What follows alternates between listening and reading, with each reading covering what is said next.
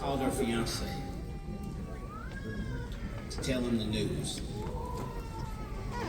She called to tell him that she was pregnant. As she was telling him that, he told her that he had gotten another one. My man.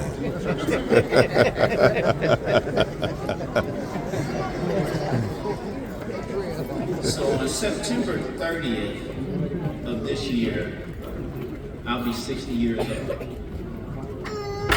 On September 7th of this year, my sister Shirley will also be 60 years old.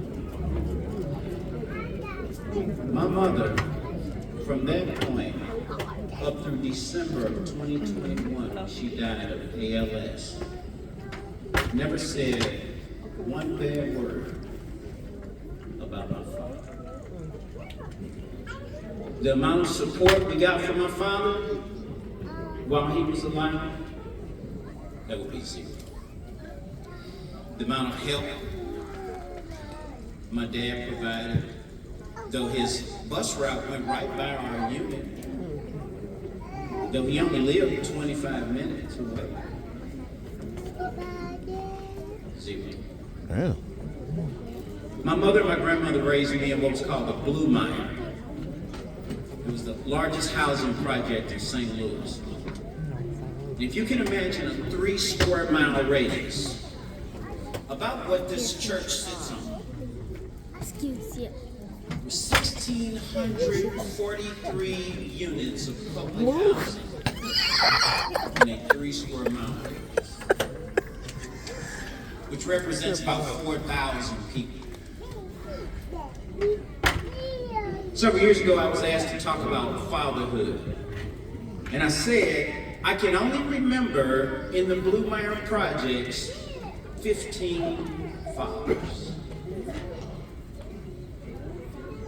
I remember one time I said to my mom, I was watching television, and there was a commercial, Hungry Jack pancakes. And y'all know in commercials, they make this stuff look what? Good. I said, Mom, can we get some Hungry Jack pancakes? She said, boy, you better get some toast and throw some butter and some syrup on it. I remember one time I was watching a commercial on Ritz crackers. Ritz crackers. And in the commercial, man, you could just see the butter in the commercial. Yeah. Mama, can we get some Ritz crackers? Boy, you better eat them fake saltines and live with it. With some peanut butter. Yes, sir. I went to a high school very similar to MBA here in Nashville. But I want you to imagine MBA with priests. It's a Catholic, all boys, college prep high school. Oh, man. How many of y'all have ever heard of Anheuser-Busch? Yes, Well, I sir. went to school with the Anheuser-Busch kids. the Ralston Purina kids. I remember when I was a sophomore in high school. I started high school at 12 years old. So as a sophomore, I was 14 years old. And I went to my friend Mark's house. Mark's father was the number 3 man in a $1 billion company. And this is like 1979. And when I rolled up in his neighborhood, on the outside, I was real chill. Because one house in his neighborhood was as large as a row of 4 units in my housing project. So as we're riding down the street, on the outside, I'm real chill. But on the inside, I'm like, damn, this is crazy. If you ever saw the movie The Help, when I watched that movie, I saw my grandmother. Because my grandmother was a maid her whole adult life. Now remember, I went to Mark's house, it was like 1:30 on a Tuesday. We pull up in this driveway, and I said, hey, are we going through that door right there? He said, yeah, we're going through that door right there. And And I went to the door, and I started ringing the doorbell. Boo, boo, boo, boo, boo, boo. And he walked up behind me, man, why you keep ringing the doorbell? Boo, boo. I said, I never rang a doorbell before. Boo, boo. And then it happened. The door opened, and a white woman opened the door.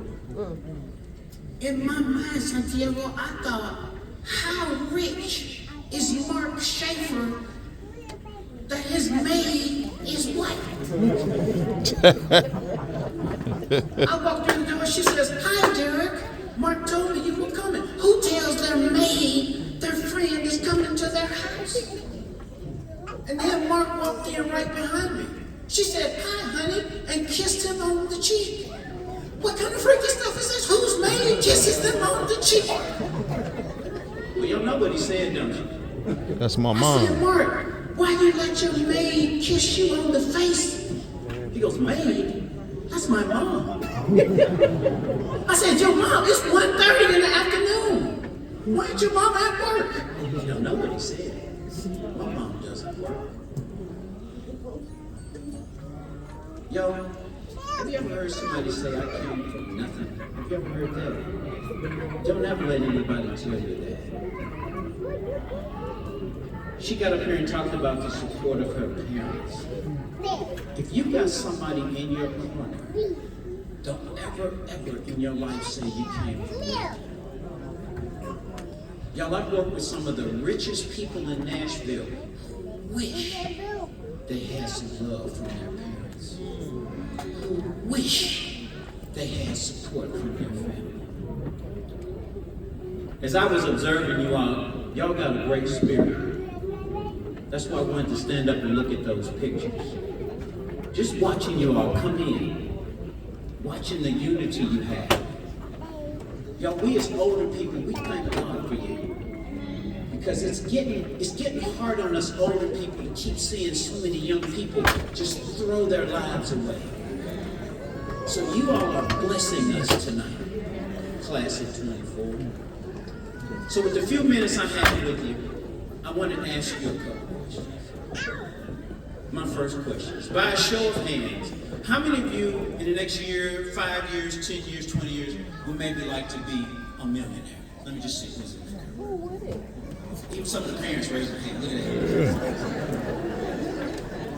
How many of you in the next 5, 10, 20 years would like to have a really beautiful home? Just a nice, what I like to call a fat crib, right? Yeah.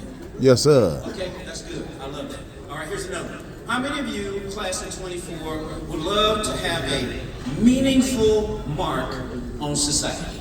Meaning you did your job, right? You contributed to the world. Beautiful. And I'm asking one more. How many of you in the future would love to have a lot of peace of mind and a good family? Yeah. Well, y'all, here's what I came to your graduation to tell you. If you want those things, if that's what you want, I can tell you how to do it. 2 words. Only 2 words. Be nice. When I started college at 16, I went to a school called Rockhurst College in Kansas City.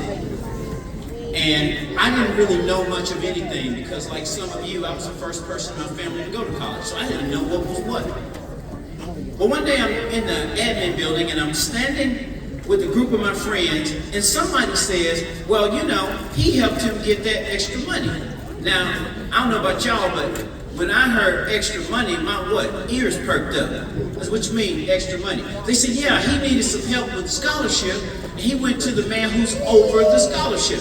Now, y'all remember now, this stuff, I didn't know what that meant. I said, what do you mean he's over the scholarships? You know what people do, they repeat themselves. You know, he's over the scholarships. Man, don't repeat it, I don't know what you mean. Then what they do is they say it louder. He's over the scholarship. I said, I'm not hard of hearing, I don't know what you mean.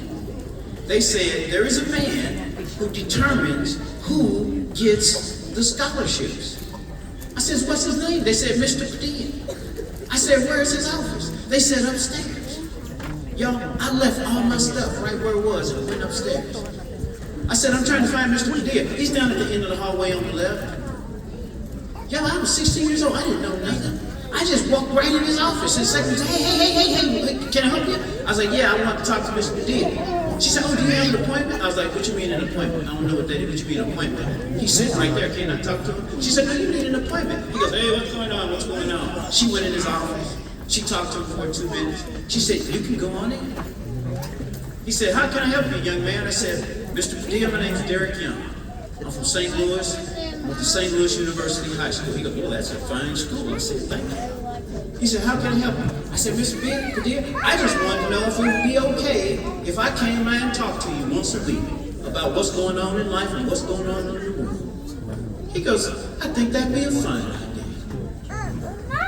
Every Friday, on my way back to my dorm room, I would stop and talk to Mr. Padilla for 5 minutes, for 10 minutes. Talk about the weather, talk about sports, talk about life. In October, it was the last Friday in October, and I was going where to? Mr. Padilla's office. Mr. Padilla, he said, Derek, come on in and have a seat. Y'all, every time I went in August, he never said come in and have a seat. Every time I went in September, he never said come in and have a seat. The first 3 weeks of October, he never said come in and have a seat. But this day, he said come in and have a seat. So I sat down. He goes, Derek, I was wondering, could this help you? And he opened his desk drawer and he threw 2 envelopes on his desk. He said, go ahead and open those up. I opened them up, and the first one, all I saw, I didn't see any words, but all I saw was $8,000. Then I opened the next envelope. It had a bunch of words on it, but all I saw, it said $13,000. Mr. Padilla said, Derek, do you think that will help you? I was like, Fast forward. That's when I was 16. 36 years later, I'm talking to my mother on the phone. My mother says, hey, Kelton is my oldest son. He was working at Starbucks. She said, hey, son, you know Starbucks is giving out money for kids to go to school. You ought to get Kelton in on some of that Starbucks money. I said, Mom, that's a great idea. I'll check that out. I said, you know what, Mom? I'm just thinking. When I think back, Mom, how did you get me through college? She said, what do you mean? I said, Mom, how did you get me through college? You know, how did you afford all those years of me going to college? She said, I didn't pay for you to go to college. I said, what you mean you didn't pay for me to go to college?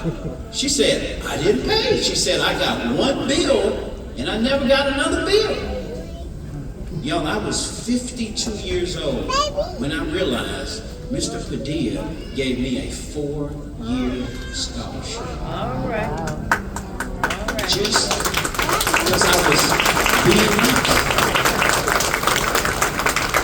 Something my mother told me I want to tell you. When I was a sophomore in college, I think my mother could see maybe this boy's going to do something with his life. And my mother pulled me to the side, and here's what she said. She said, Derek, as long as you live, be as nice to the janitor as you are to the president. If you want to get on my bad side, if you want to see the bad side of me, look down your nose at somebody. Maybe it's because of where I'm from. Maybe it's because of how I grew up.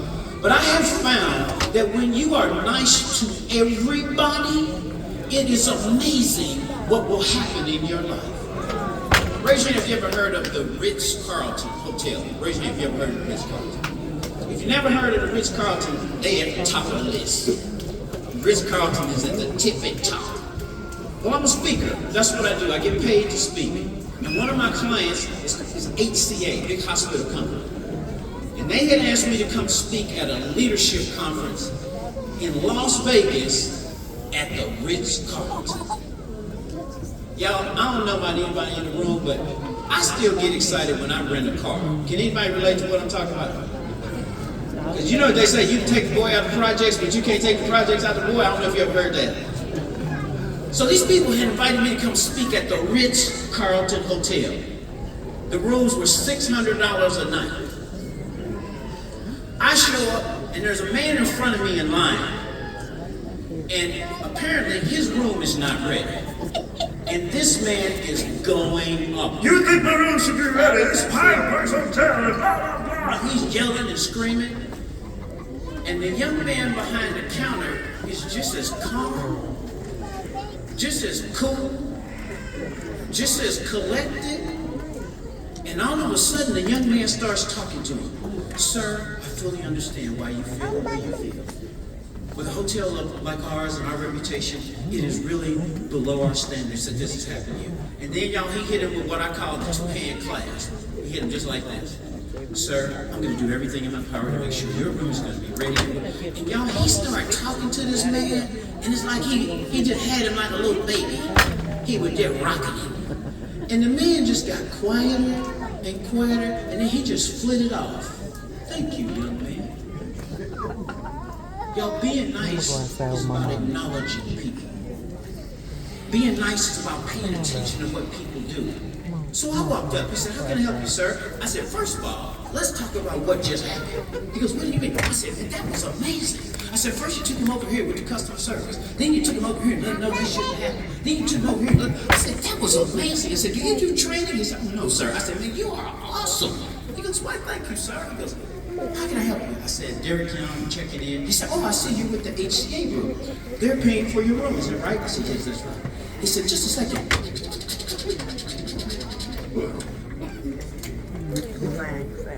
Sir, could you give me a minute? Yeah. So we went to the back. About 90 seconds later, he came out. And this is how he looked at me, class of 24. He went.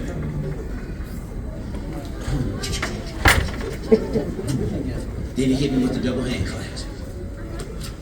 Mr. Young, unfortunately, your room is not ready. Would it be okay if I put you in the presidential suite? Now, on the outside, I said that would be fine. But on the inside, heck yeah, you can put me in the presidential suite, let's go! What? Yo, that guy came from around that counter. I went to reach for my luggage. He said, no sir, I'll be handling that. He took my luggage and we started walking. We walked to the elevator. He hit the button. He said, sir, you're a motivational speaker. Tell me about it. Now he's asking me questions. How long have you been doing that? That sounds like a wonderful career. Y'all, the elevator goes to the 10th floor. And it was sort of like the doorbell just went. Y'all, the doors opened. I heard harps playing. I saw some doves fly by. He walked me down the hall. The door, one door, it was two doors. These doors were like 14 feet wide. Yo, you know the door is big when the man had to bend over to open the door. We walk inside. The presidential suite at the Ritz-Carlton was 2,700 square feet. That was bigger than my whole house. The thing had 3 bedrooms, 2 kitchens, 4 bathrooms. He walked me through there. He said, Mr. Young, I'll be on duty till 2 a.m. After I'm done, Tim will take over. Anything you need, just call us. He walked out. Yeah, what do you think I did? I got on my phone. Mama! You're not gonna believe it! Your life would be so grand if you would just be nice. Be nice to your parents. Be nice to your grandparents. Be nice to your co-workers. Be nice to everybody you meet. And I promise you, everything you dream of, everything you hope for, everything you desire will come to pass.